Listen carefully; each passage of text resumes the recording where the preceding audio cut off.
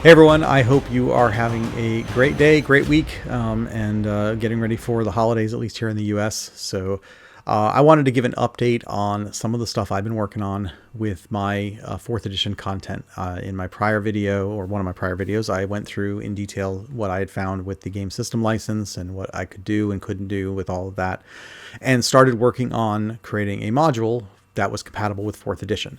And as you might expect, I hit some snags along the way because it is never as easy as you think it's going to be. So when I hit those snags, I kind of had to make some decisions about things, and that kind of led me down some rabbit holes and things. So I want to take a second here and talk about what I found and share some of my learnings on that and some of the stuff that I've been going through. So just to kind of give you an update on that.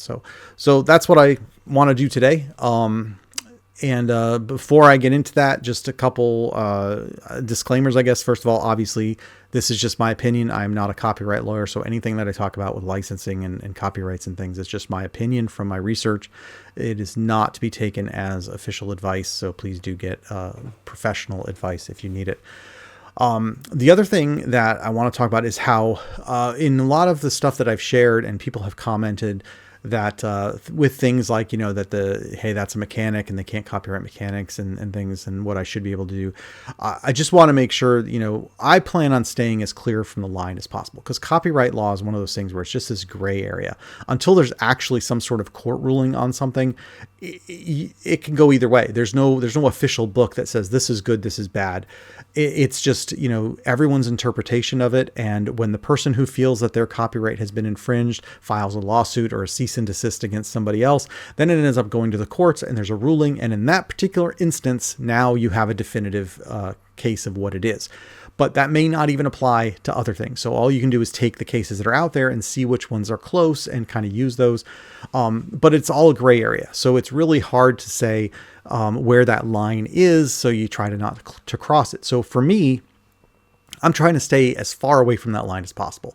I'm probably going to be in the gray area, but if I see that line coming close to what I'm doing, I'm going to err on the side of not getting close to that line. I'm going to try to steer clear of it because I don't want to have to deal with Wizards of the Coast coming to me and telling me that I tried to violate something and then I've got problems. So, and I'm not going to interpret it as just because Wizards has not said something that means that I'm okay, because the way that it works is that, you might be violating the copyright, but if the person whose copyright you're violating doesn't file a lawsuit or anything, that doesn't mean that you're not violating the copyright. It just means that they haven't decided to file a lawsuit yet. So in my head, the thing that I keep thinking about is if I build a fence that goes a foot over the property line into my neighbor's yard and my neighbor doesn't say anything about it for 10 years, that doesn't mean that it was perfectly fine for me to build that fence there. That just means that at some point down the road, that neighbor could come up with a surveyor and say, hey, you're over the line, you need to tear down your whole fence and rebuild it.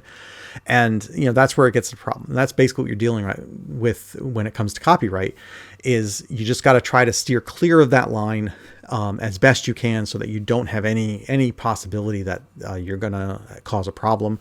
And so that's what I'm trying to do. And so when you see me make a decision to do, a certain thing or go a certain way with something, that doesn't mean that I'm saying that I have to do that thing. It just means that I'm trying to steer as clear of that line as possible. So I'm going to err on the side of caution and make decisions that keep me as much out of the gray area if I can.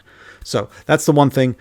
The other thing going into it, as I was been working on this module, is that I am approaching this from the standpoint of the whole reason I called my efforts here Project 5.4 is that I'm trying to start with the 5th edition SRD. That SRD and the license that it's released under, the Creative Commons, is very open. I can do whatever I want with that content, and I can reshape everything, redefine everything, do whatever I want. It's basically you own it and can do your own stuff with it, which is great.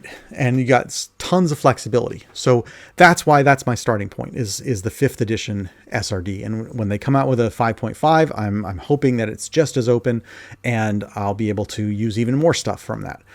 The fourth edition one is obviously more locked down. So I want to use as little from that one as possible so that I can, not run into these situations where I've got to try to make the round pegs fit in a square hole, because it gets really hard. So that one is so much more restrictive. The less that I have to use from that fourth edition license, the better. So I want to start with fifth edition, just make tweaks to it so that it's compatible with fourth edition, and see where that gets me. So that's the whole notion of Project 5.4. And that's kind of my guiding principle that I'm working with. And that leads me to where I am. So I'm going to go through a few things here and kind of take you on my little journey of what I've experienced over the last few weeks as I've been working on this. And, we'll see where that goes. So let me flip over to a different screen here so we can have a look here. So the thing obviously I've been working on is creating a module, and I want to create an adventure module. And one of the first things that I need as I'm doing that is I need to think about some monsters. And so, but the restriction that I'm running into with the monsters is this little portion of the SRD for fourth edition. And that is where it's the restrictions about what I can do. And it's very specific. That says you may not reproduce any running text, statistic blocks, or tables from the core rulebooks, nor may you define, redefine, or alter the definition of any fourth edition reference. So I can use the terms that they have made available to me, but I can't redefine anything. I can't define it. I can't print the text of what that term means. I can't print the stat blocks for the monsters or the traps or the poisons or whatever. I can only use the terms, is what this SRD is telling me and what this license is telling me. Now, it does say that I can add functions to fourth edition, as long as that in doing so, I don't redefine anything. So I do have some flexibility in adding to things that it can do, but I can't define what it does. I can't redefine what it does. It's very restrictive in this. And that's where I'm kind of running into a challenge here, because naturally when I'm making my adventure, I want to have monsters in there, and I want to be able to emulate the fourth edition style of encounter.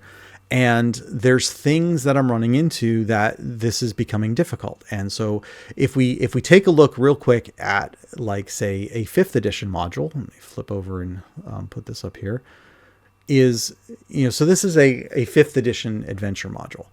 And the way that fifth edition adventure modules work is it just references the monsters. So here it says, there's 5 goblins, and then up here there's a male ogre, and I think somewhere in here there's some bats or something like that. So it just tells you what you're working with, and then you as the dungeon master have to go in and get the monster manual and look up what are the stats for a goblin, what are the stats for an ogre, and you've got to have that monster manual in front of you while you're running this encounter, because it's not giving you any of those details. It's just simply telling you how many monsters you have. But one of the things that I like about fourth edition is that you have these encounters like this, where the stat blocks are right there in the encounter. So when I go and run this encounter, I basically can open this 2-page spread of this encounter, and I've got everything that I need for it. It shows me where all the monsters are on the map. It gives me the stat blocks for the monsters. It tells me the tactics that the monsters are going to follow. It's like that to me is the stuff that makes fourth edition special. And that's what I want to be able to emulate in my encounters. When I make a module, I want to be able to have the same thing. But this rule that they have that says I cannot print a stat block for a monster. So that's the starting point. That's my problem statement for where all of this began. And so let me show you what I'm working with here. So when I start out, so this is a Cobalt Skirmisher. This is from the Monster Manual. And this is where I was starting. I was making a module and I was saying, hey, I want to have some kobolds in it. And let me do a Cobalt Skirmisher, and we'll start from there. Now, obviously, I cannot print this stat block in my module. This stat block is explicitly owned by Wizards, and it is in the Monster Manual. And if I was to try to print this in my module, I would be clearly violating the terms of the license. So it's like, okay, well, there are some who have commented to me and said, well, that's okay. just go ahead and put it in your own stat block. So I've made my own stat block, which looks slightly different. I mean, there's similarities, but it is a different layout. It has different colors and organizes things a little differently. This Kobold Skirmisher is exactly the same as the Kobold Skirmisher that is in the monster manual. It has the exact same stats, the exact same abilities, the exact same traits, trap sense, mob attack, all that. Everything's exactly the same. It's just laid out a little differently, but it's the same. And the question some would say is, well, is that okay? I changed the way it's presented. Is that enough? With my plan to try to steer clear of that line, no, this is not enough. I am just taking the same expression of an idea and I have put it in my own format, but it is still the same idea, and that's not enough of a change. So it's like, okay, well, let's move on. Let's make another change, because other folks have suggested we'll just change the name. And so, all right, I'll call it a Kobold Hack. Instead of a skirmisher, it's a Kobold Hack. Has, again, all the exact same stats and abilities and traits, but it has a different name, and it's in my own trade dress now. Is that far enough? Did I move far enough away from that line where I can claim that this is my own thing? Some might say that's fine. I don't think so. I feel that this is still too much of the same thing. I've got the same monster. I've just given it really a different name, and that's not really enough for me. So we'll move on to my next iteration. And now I've got my Kobold Hack, and if you can see, I've changed the stats a little bit. All right, so this Kobold Hack now is different from the Kobold Skirmisher. It has different hit points, different defenses, different speed, different initiative, uses a different weapon, a different ability score. So this one is clearly a different monster. And what I want to point out with this one is that, if you go to the monster manual, the Dungeon Master's Guide, there's a section there that talks about how to create your own monster. And it actually recommends that you start with an existing monster and make changes to it rather than starting from scratch. So they're giving you the guidance on how to make your own monster. And so by following the rules that they're giving you, I've created my own monster here. These formulas here tell me how to calculate what the armor class should be, what the hit points should be, what the attack should be, what the defensive should be.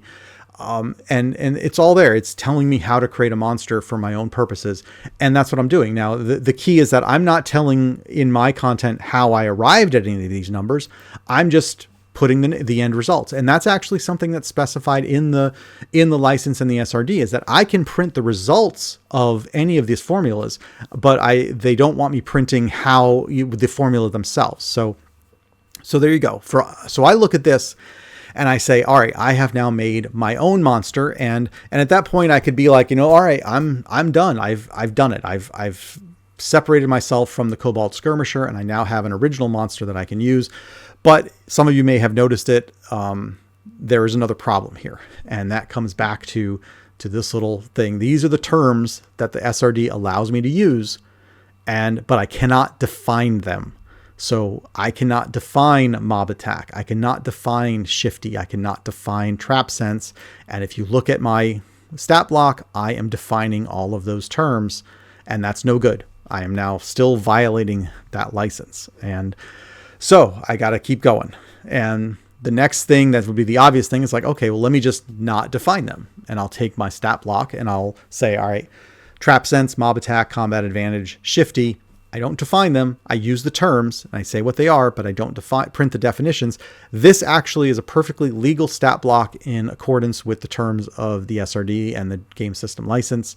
But this stat block is not terribly helpful, because as the dungeon master running this, I wouldn't know what trap sense means, or mob attack, or combat advantage, or shifty, and I'd have to look that up. And those are not terms that I can just go to the index and look it up and say, oh, that's what those mean. I'd have to know which monster they're on. I'd have to know that it's like, oh, I got to go find the kobolds, and I got to find a stat block for a kobold to see what mob attack is, because it's going to be buried within the stat blocks for the existing monsters in the monster manual. It's not just something that's defined. So this is no good. This stat block would be useless to me, and I would not like that. All right, so that's where I kind of hit a wall. And I said, well, what do I do now? Because I really want to be able to have the stat blocks, but it's got these abilities, and I don't know how to deal with them. But then I went back to my thought process about Project 5.4. I said, well, I'm supposed to be starting with 5th edition. So let me see if any of these things exist in 5th edition and where I could just basically use the 5th edition version of it, and I'll go with that. So I pulled up a Kobold in 5th edition, and this is what I got. And you'll notice that there is an ability called Pack Tactics that says the Kobold has advantage on attack rolls against a creature if at least one of the Kobold's allies is within 5 feet of the creature and the ally isn't incapacitated. That is exactly the same as Mob Attack. The Kobold Skirmisher gains a +1 bonus for each ally adjacent to the target. So Pack Tactics and Mob Attack for Kobolds are basically the same. So, and this is 5th edition, which means that, I could use that for my 4th edition, but it uses advantage. And that's not something that exists in 4th edition. So now I still have that problem. But that got me thinking even more and then saying, look, what if I was to just redefine all these? What if I was to just come up with my own versions of these abilities and, that had the same mechanic, the underlying mechanic was the same, but I gave it my own definition. I gave it my own name and my own flavor and all that sort of thing. Would I be in that gray area still? So that set me down a rabbit hole looking into, mechanics versus content and where do you draw that line? And interestingly enough, I found a lawsuit that took place several years ago between a couple card games and it was like very similar to what I'm trying to solve here. And that's where if you'll permit me, I'm going to take you down this rabbit hole journey with me and show you what I found. Because I personally think it's pretty interesting and it helped me better understand some of the copyright issues and things like that. So in essence, there was a game called Bang, a card game called Bang that you had characters, you had abilities that you'd do, you had roles. And I don't know how you play the game. I don't know anything about the game. I didn't hear about it till I saw this lawsuit. Others may be familiar with the game. I think it's a pretty popular game. So if you're familiar with it, you might probably know about this already. But this game had a set of mechanics that each card had some mechanic tied to it. And there was another game that came along called Legends of the Three Kingdoms. And that game had practically identical mechanics tied to it, to where it was essentially a clone of the game Bang. And the people that made Bang filed a lawsuit against the people that made Legends of the Three Kingdoms, claiming that they were infringing on their copyright. I don't know which game actually came first because the Legends of the Three Kingdoms is actually a game that came from China. And it seems like that game existed in China under a different name and then came over to the US. And then that's when the problem started. So I don't know if the games existed simultaneously over, on different shores for a while or what. I don't know any of that part of it. But the bottom line is that the two games played almost identically and the mechanics were almost identical. It was just the implementation of the games was different. And that was the cause of contention, is that because those mechanics were the same and it was basically a clone, the people that made Bang wanted to file the lawsuit. So I'm going to show a couple of examples here to demonstrate here. And this is where you'd be able to see what the situation I'm facing with D&D and what I'm wanting to do. And you can kind of see it represented in this actual lawsuit that took place with these card games. I will apologize for some of the quality of the Legends of the Three Kingdoms content, because it was really hard for me to find examples of those cards. And a couple of these are just actually screenshots from a YouTube video that I found where someone was showing some of the cards and they flashed up on the screen, and I paused it and took a screenshot so that I could put it in this video. Hopefully they're legible enough to get the point across. I put a link to that YouTube video down in the description just so you have it. I want to make sure they get credit for me taking some of their comment for this commentary here. So, but let's take a look at this. So these are the three basic cards in both games. And I believe my example cards from the game Bang are actually like a Spanish translation, because it's got the Spanish words in the larger level letters, and then the English words underneath. So I presume that's because it's from a translation, not the English version of the game, but you'll get the idea. So the three core things that you can do, there's a Bang card, which is an attack. There's a Mist card, which is to avoid an attack. And then there's a Beer card, which is to gain health back.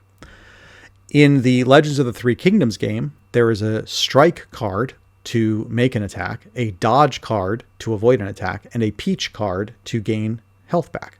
So you have, each of these games has three cards with the exact same mechanic. You make an attack, you avoid an attack, or you get health. Exactly the same, but you can clearly look at these cards and say they are not identical. You wouldn't mistake one for the other. The format of the cards is different. The artwork on the cards is different. The colors of the cards is different. They are different games. Okay. But they have the same mechanics.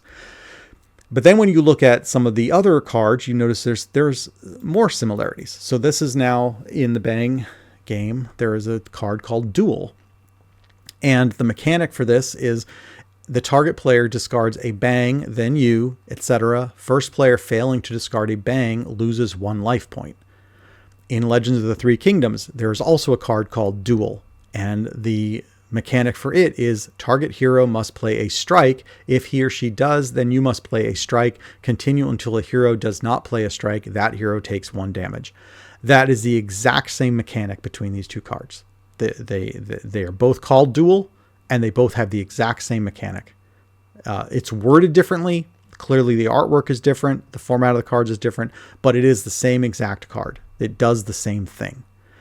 And then we have another card. This one's called Indians in the game of Bang. And the mechanic is all other players discard a bang or lose 1 life point.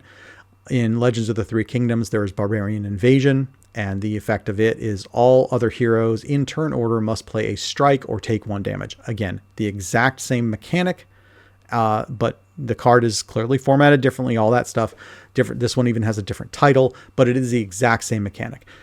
Those are the examples I could find. But from my understanding of reading through this is that the two games play identically. They have different cards, but the same mechanics, and they play exactly the same way. The people that made Bang claim that the people that made Legends of the Three Kingdoms are infringing on their copyright. But what did the courts rule? And so I found a website from a law firm, and I'll put this in the description as well so that everybody has this. And he gives a summary of the ruling in this case. And they wanted a summary judgment. So basically what they're saying is the two sides agreed on the facts of the case. They both agreed that the games were identical to each other mechanically. They played the same and they had similar mechanics on their cards. And nobody was disputing any of that. They were only looking for a ruling on the law, from the legal aspects, from a copyright law perspective. Was Legends of the Three Kingdoms infringing on the copyright of the game Bang? And in the summary, that judgment that came from the judge in this, bottom line is no. The ruling was no. The expression of these mechanics on the game Legends of the Three Kingdoms was its own thing. It was not similar. It wasn't. They weren't ripping off game. They were taking the mechanic, but they were making it their own. And so by changing the wording of the cards and the artwork and everything else, it was its own game, even though it played exactly the same. So those that were looking to try to put a hold on companies that were making clones of other games, this wasn't a good ruling for them, but it's a good ruling for those of us that are trying to use mechanics that are pretty common, and it's really, and it goes back to where it's hard to claim that a mechanic is something that someone could own. But in digging deeper into this, because I'm not one to just scratch the surface and say, all right, good enough, let's go. I wanted to understand a little bit more. So reading more of this summary of this court opinion, there's a couple things that came out that were really interesting to me. First of all, I like the example that the judge gave in the ruling in talking about mechanics versus content, using an example of sports. I tend to go to like movies and books and stuff, but really sports is a better analogy for what we're talking about here, because sports have a set of rules. And so they specifically use basketball as an example, that the rules of basketball are not something that anybody owns. They are just the rules of the game, and anybody can create a game that follows the rules of basketball. And so there's many different leagues out there that exist that all follow the same basic rules of basketball, and nobody can own those rules. What you can own, though, is the expression of those rules. So when you create the NBA and you have teams like the Celtics and the Knicks and the Lakers, those are things that you can copyright. You can copyright those expressions of these are teams that play this game, and you can and the broadcast of a game is something that can be copyrighted because it's the expression of those rules in practice. but the rules themselves are not something that can be copyrighted because it's not a thing. So that was one interesting thing. And I apply that here is like when you think about the core mechanics of Dungeons and Dragons versus the implementation of those, the expression of those mechanics, that's where you get into the difference between those two things. And you got to try to understand where that line is. So that was really interesting for me. And the key part of this was that it was a learning for me, was that we hear all the time about how game mechanics cannot be copyrighted. And that's not because there is some rule that exists that says game mechanics can't be copyrighted. It's not like a court has ruled and said a game mechanic cannot be copyrighted. It's because a mechanic is not something that would be copyrighted. Copyright is for the expression of an idea, and a mechanic is not the expression of an idea. A mechanic is a thing. It's how you do a thing, how you accomplish a task. And if you wanted to try to claim ownership of that, you would need a patent. It wouldn't be a copyright, it would be a patent. And so that led me further down at the rabbit hole. I just keep going. And so now the thing is like, oh, okay, what about patents? Did somebody patent these mechanics and that becomes a problem? Well, there's a reason that it is unlikely that anybody would patent a game mechanic, because it's expensive to do, and it's a really high bar that you have to clear. And so I found another source here with some information, another law firm. And again, they even claim that this is not official advice. So you need to hire somebody if you want official advice. But I'm going by this because they're referencing the statutes and stuff and how it works. And there's basically 3 things you have to do if you want a patent, aside from paying the fees to obtain and maintain that patent. You would have to show that the mechanic that you came up with has utility, it's useful, which you probably could fairly easily do for the purposes of a game. It serves a purpose.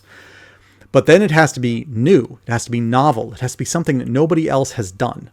And I think it's pretty clear that, if I flip back to these cards from this game, where the duel card, a target player discards a bang, then you, etc. First player failing to discard a bang loses a life point.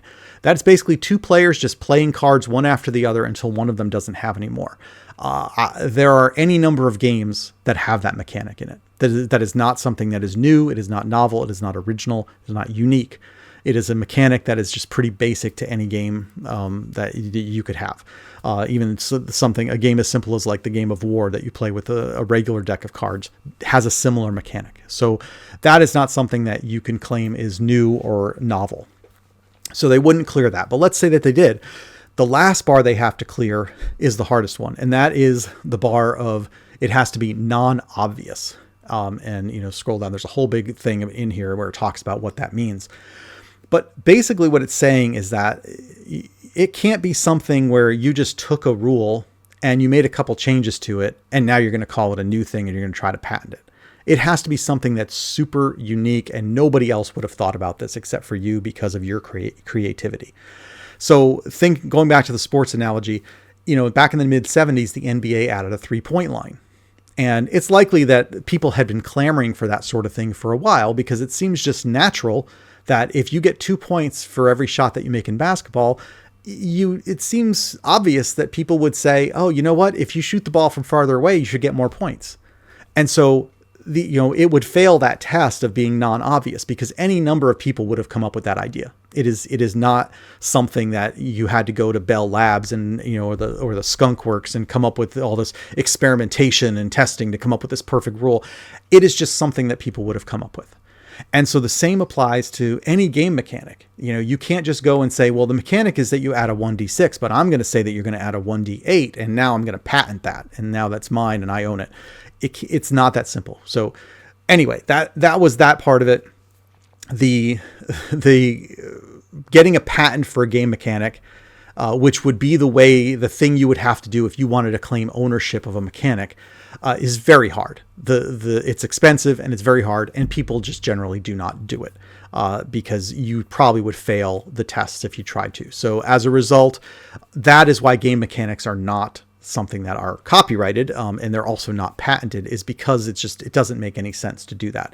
It's all about the expression of the idea that you're trying to maintain. You want to own your own expression of that idea, and as opposed to the mechanic itself. So with that, and thank you for hanging in there while I went on that journey, because that educated me on how all this stuff plays together. And this lawsuit in particular was one that was really interesting because it was very similar to the problem I was facing with the abilities that the creatures had and what I could do and what I would need to do to maintain them as my own thing. And clearly, based on the ruling of this, if you have the expression of an idea that is, the same exact mechanic, but you express it in a way that is your own, then this ruling indicates that is okay. So to me, that moves this problem out of the gray area, because I feel like this is a good analogy to what I'm facing. So let's get back to wrap this up. Get back to my issue that I have, and that is, so I have my monsters that I put together, and here's my kobold hack, and I want to make my own monster. And what I ended up doing is I changed a couple things in my final version of this and making my kobold scrapper. And again, this is the same stats as the kobold hack, but now you can see that I have an ability called teamwork, and I have an ability called hidden strength, and I have a minor action called agile maneuver. So the teamwork gives you a +1 attack bonus for each ally adjacent to the target. Hidden strength, you deal an extra 1d6 damage on successful attacks. Agile maneuver, you move 1 square without provoking attacks. So you can see agile maneuver, very similar to shifty, but I changed the words, and I specifically avoid using the word shift, which is a 4th edition term. So I changed the wording to make it a little more universal. Hidden strength, combat advantage. Teamwork is mob attack. So, and I didn't use trap sense. I got rid of trap sense in this one. So, but now I've taken this and I've made it my own. The stats are different. The abilities are different. I've reworded the abilities. I've renamed the abilities. I even changed the weapon. So now I am comfortable that I have created a monster that is not in any way a reskinning of a kobold skirmisher, or where I'm violating some terms of the GSL. What I've got here is essentially my own thing. There is one other piece of this that I did change that I didn't mention, and that is in 4th edition, a short sword is actually 2 words. And in 5th edition, it is just a single word. So I decided to go with the 5th edition version just to pull myself a little further away from that 4th edition restrictions. So as I go forward, anytime I can find things that exist in 5th edition or even 3.5, because I'm not opposed to using that license and using some of that stuff, I will reference those as my source material as opposed to 4th edition. Things like Bloodied for now, and Thievery, those don't exist in 5th edition. So I can't use those, at least not until the 5.5 SRD comes out in next year sometime, hopefully, where Bloodied presumably will be back in that. But Thievery is not something that's in 5th edition. It's not something that's in 3.5. Other things like Dungeoneering, those are things that were in 4th edition, but they're not really in those other ones. They may be. I'm still looking at some of that. There may be ways that I can use them anyway, but I'm still experimenting.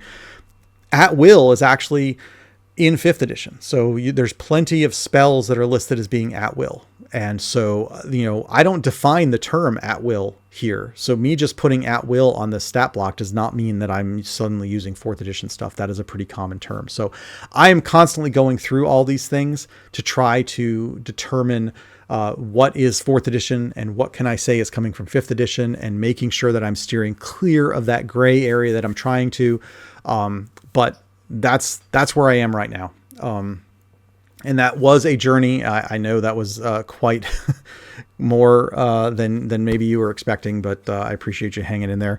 But the bottom line is that I am trying to make sure I cover all my bases, that I am as thorough as I possibly can, and making sure I don't cross that line. I stay out of the gray area if I can. And I want to live into my core foundation of 5th edition with just enough 4th edition to make it compatible. and that's where I'm at. So that was the journey. So hopefully I'm sharing all this because I want, hopefully other folks are interested in it. And if you're making content, maybe you find this interesting and can help you as you're creating your content. But also because I know that I'm moving very slowly in getting my content out. I had said in the previous one that I was going to make some 4th edition content, and I still haven't released any 4th edition content. And this is partly why, is because I am going through all these things to make sure that I am living into the spirit and intention and definition of these licenses. I do not want to cross any lines unintentionally, and I'm trying to understand it better myself so that when I do put something out there, I don't have any conflicts that I need to worry about. And that's really my intention here. So that's taking me a little longer to get through all that this time around. Once I feel more comfortable with it, I hopefully will have more, be able to move faster, and I can put content out a little quicker. So, but that's where we're at. Let me know what your thoughts are on all of that. Am I way overthinking it? No doubt, probably. But then I go back to my other point where I'm trying to steer clear of that line. So I'm going to make decisions that are going to be the safest decision for the content I'm creating, not necessarily because that's what I have to do, but because it's what I choose to do. So that's my fallback thing. So, but let me know your thoughts on it. I'd love to hear from you. Oh, and by the way, I do have some monsters I created. I'm going to be putting together like a creature compendium, very, very small creature compendium. But I'm not ready with that just yet. That's going to be a little while. But for now, head over on newsletter. I do have a couple monsters that I'm going to put over there. So you are welcome to use those in your games if you like them. I'd love to hear your feedback on them as well. So, but yeah, with all that, other than that, let me know your thoughts down in the comments. If you've got some other experiences with this you'd like to share, I would love to hear those as well. And let me know definitely what you think about the monsters that I put over there in the newsletter. Definitely want to get your thoughts on those too. But as I have more updates, I will definitely share them here. But until next time, take care.